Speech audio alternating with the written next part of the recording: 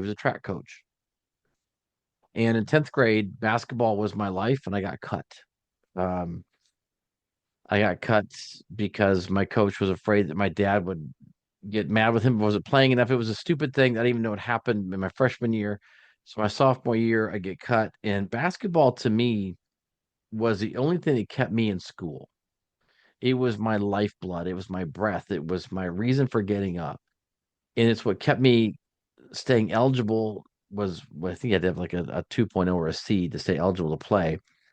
So whether it was track, whether it was basketball, whatever it was, I stayed in sport all year from seventh grade on up. And then 10th grade, I got cut. And my dad had moved to Georgia for work. My brother had moved to California after he graduated. And I felt very isolated in that little town.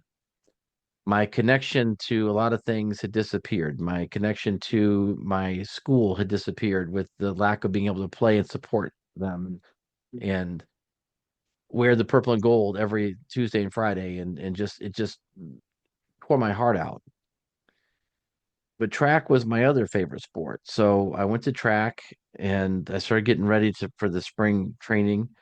And Coach Taylor was the varsity coach and he had heard what happened with basketball. And he came to me and he told me, he said, "Look, I need you to get your act together because I believe you can break the high jump record this year."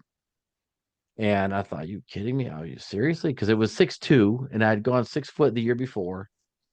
And I thought, wow, he thinks I can break the high jump record. He goes, but you got to stay in school. You got to keep your grades up. I can't have you doing anything, especially running varsity again, which I'd done my freshman year, if your grades aren't right.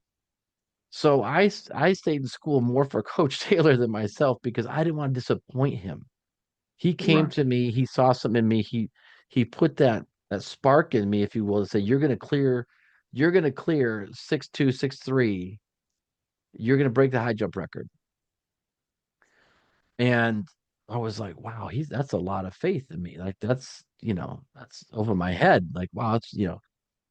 So I worked every day that winter and ran in the snow, did what I had to do because I could just hear in the back of my mind Coach Taylor saying, "Are you studying?